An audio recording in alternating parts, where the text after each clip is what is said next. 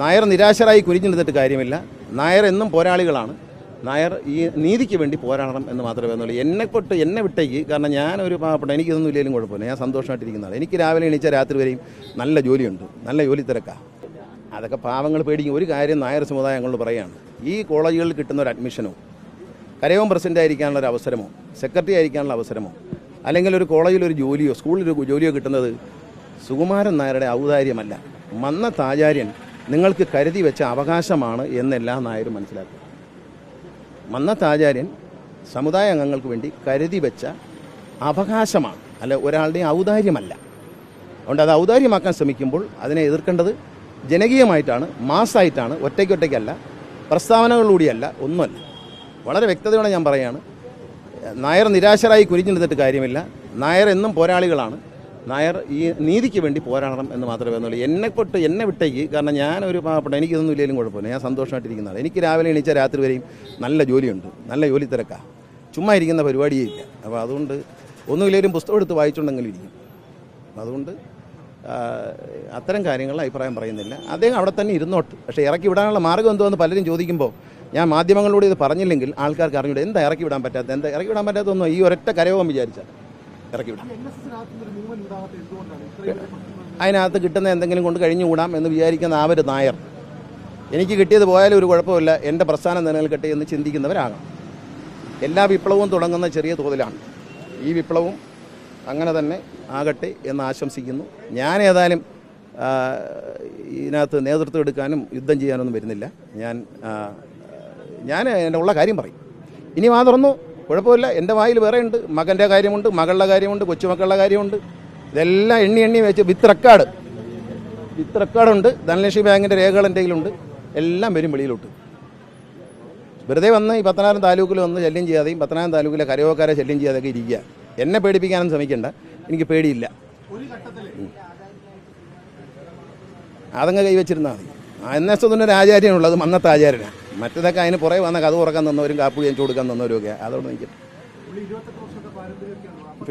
പിന്നെന്താ, അതിപ്പോൾ അതിനേക്കാളും പാരമ്പര്യമുള്ള ആളുകൾ NSS ജോലി ചെയ്ത അധ്യാപകരല്ലേ, പ്രിൻസിപ്പൽമാരല്ലേ, കോളേജ് ലെക്ചർമാരല്ലേ.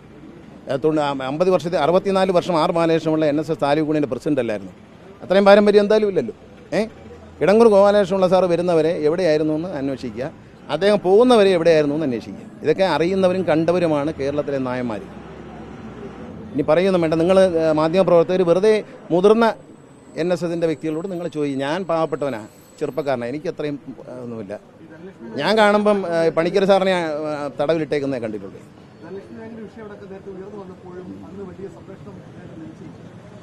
അന്ന് അദ്ദേഹത്തിന് ധനലക്ഷ്മി ബാങ്കിൻ്റെ കാര്യത്തിൽ ധനലക്ഷ്മി ബാങ്കിൽ നിന്ന് ഉറപ്പ് വാങ്ങിച്ചു കൊടുത്ത ആൾ ഇപ്പോൾ ജയിലിൽ കിടപ്പുണ്ട്.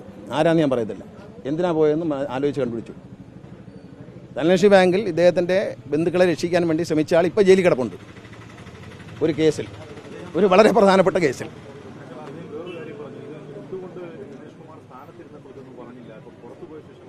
സ്ഥാനത്തിരിക്കുമ്പോഴേ മനസ്സിലാക്കാൻ നോക്കൂ.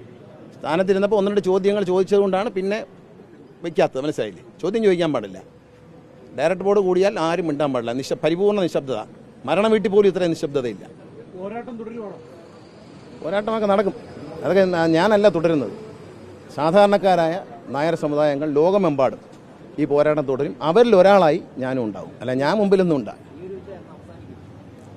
വരട്ടെ. അവസാനിക്കുന്നത് ഇതിന് നല്ലൊരു തീർപ്പ് മന്നത്താചാര്യൻ്റെ ആത്മാവ് ഉണ്ടാക്കും, ദൈവം തമ്പുരാൻ ഉണ്ടാക്കും.